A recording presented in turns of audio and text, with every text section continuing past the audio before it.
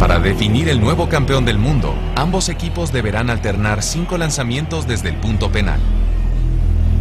Un lanzamiento desde el punto penal puede alcanzar los 150 kilómetros por hora, lo que significa que el balón recorre los 11 metros de distancia en 4 décimas de segundo. Luego de 4 disparos, la ronda se encuentra 3-2 a favor de Brasil. Roberto Baggio, uno de los mejores jugadores del mundo, se prepara para cobrar el último penalti.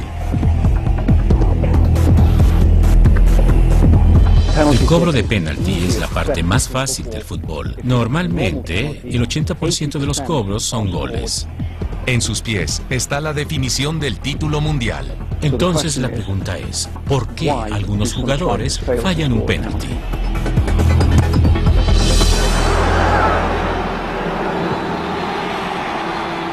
Cuando se juega una final de la Copa del Mundo, una final de la Champions League, una final del Campeonato Español, cualquier copa que sea importante, uno se tensiona, y más con un público presionándote.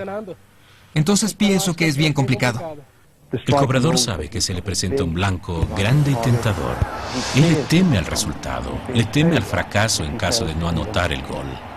La presión es mucho más severa en el cobrador, en el que patea, que en el arquero. Y la razón de ello es que, básicamente, nadie espera que el arquero ataje el balón. México.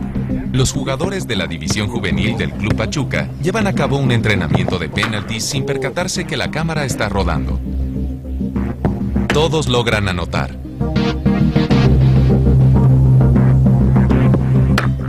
Sin embargo, cuando se les pide que pateen frente a la cámara, estos jóvenes jugadores se abruman con la presión.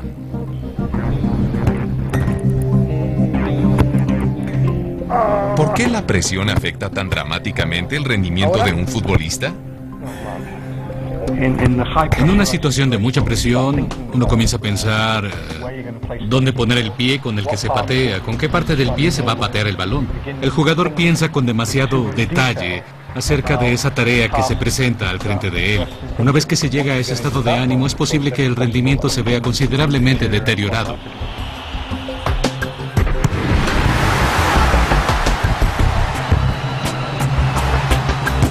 Sin lugar a duda, esto puede conllevar a una parálisis por análisis. Toda la coordinación se pierde y ellos fracasan en su intención de cobrar con precisión y suficiente velocidad. Debido a la ansiedad, el cerebro de Roberto Baggio olvidó lo memorizado en años de entrenamiento. El jugador no pateó el penalti con su memoria implícita, encargada de los movimientos involuntarios. Lo hizo con la memoria de procedimiento, la que ejecuta los movimientos voluntarios. Era como si Baggio pateara un penalti por primera vez. Él siente de nuevo una intensa presión psicológica. Irónicamente, él se bloquea no por querer cobrar despacio, sino por patear el balón con demasiado esfuerzo, al punto de perder sus habilidades. El resultado desastroso, una catástrofe. Pienso que el penalti es un momento donde el jugador tiene que estar muy tranquilo. No importa si él tiene 30, 40, 80, 18 o 12 años. Tiene que tener en cuenta que está muy cerca del arquero. Tiene que patear el penalti hacia donde el arquero no llega. Entonces es mucha parte psicológica. Yo creo que hoy por hoy un deportista profesional requiere de alguien que lo ayude. Casi todos los equipos del fútbol argentino de primera tienen en sus divisiones inferiores equipos de psicólogos trabajando.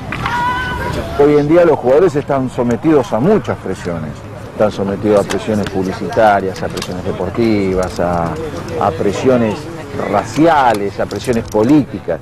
No solamente el miedo escénico de salir en una cancha con 60.000 personas y muchos millones, sino que están sometidos a presiones de índole extradeportiva.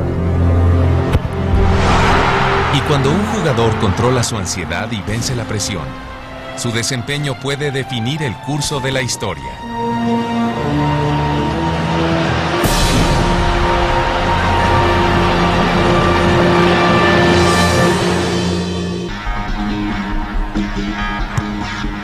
Hoy, millones de personas alrededor del mundo sueñan con convertirse en grandes jugadores de fútbol.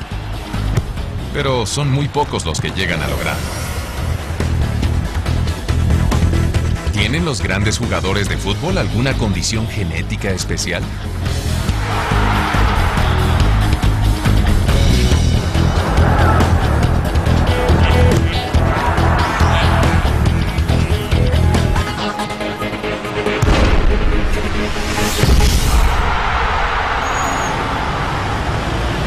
Buenos Aires. Es un día especial para muchos niños que sueñan con ser grandes jugadores de fútbol. El Club Atlético Boca Juniors organiza un partido para detectar nuevos talentos. A la sede del club llegan niños de todas partes del país. Hoy tienen una oportunidad para mostrar sus habilidades. Yo creo que al jugador o al chico se le busca la materia prima, se le busca la pasta. Cómo resuelve el chico a una temprana edad situaciones del juego, dónde gambetea, dónde la pasa, si sabe gambetear, si tiene experiencia, si se ubica bien en la cancha. Hay ojeadores de talentos de 80 años que ven 25 chicos por día y te dicen, ese es bueno, y no se equivoca. El 8 baja con el 10, el 10 con el 8. Ramón Madoni, el técnico general de fútbol infantil del Club Atlético Boca Juniors, dedica gran parte de su tiempo a buscar nuevos talentos. Lo primero que le veo es la técnica, porque el jugador nace, vos lo ves que es distinto, que tiene una técnica que ya sobresalen sobre los demás chicos, no son todos, pero hay pibes que se destacan ya por la inteligencia. Vos ves que están apretados y ya tocan para atrás para que salga la jugada de vuelta, o ves cómo gambetea, o cómo paran la pelota contra la raya. Entonces son pequeños detalles que van haciendo al futbolista cada vez más importante. Esos son los chicos que vos decís, bueno, escucha, este ya les lleva una ventaja a los otros. Así que el jugador nace pero se va perfeccionando día a día. Y hay otros que van aprendiendo y evolucionando con esfuerzo, sacrificio, y quizás llegue primero ese que el otro. Porque esto es un trabajo a largo plazo, no es un trabajo de 2 o 3 años. Jugadores de talla mundial como Carlitos Tevez, Riquelme, Sorín, Placente, Redondo, Ahumar y Cambiaso, entre muchos otros, fueron ojeados por Madoni en un partido como este. Yo creo que hoy los buscadores de talento buscan a aquellos que juegan bien y generalmente son aquellos que lo traen en la sangre y que lo tienen desde la cuna. ¿Pero acaso hay alguna característica física especial en estos niños que determinará si algún día llegarán a ser grandes estrellas del fútbol mundial? Los europeos siempre buscan aquel atleta que tiene todo el biotipo del gran atleta en cuanto a físico, en cuanto a exposición, en cuanto a condición física.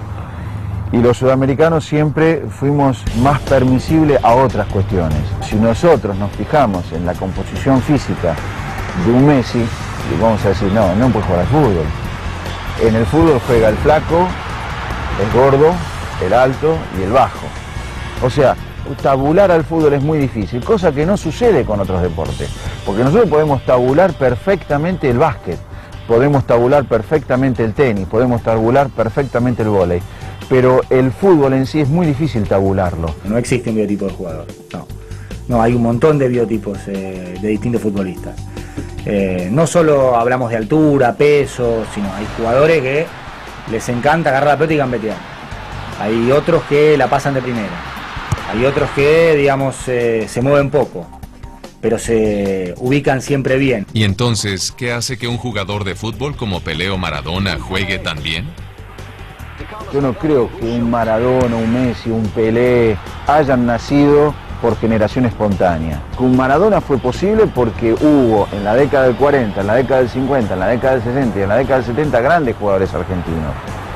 Y esa condición genética que no se transfiere a través del cromosoma de padre y madre, que se transfiere por las costumbres, por la forma de vivir de nuestros pueblos, sin lugar a duda, al pasar de las generaciones llega, y por eso que generamos los jugadores de fútbol que generamos.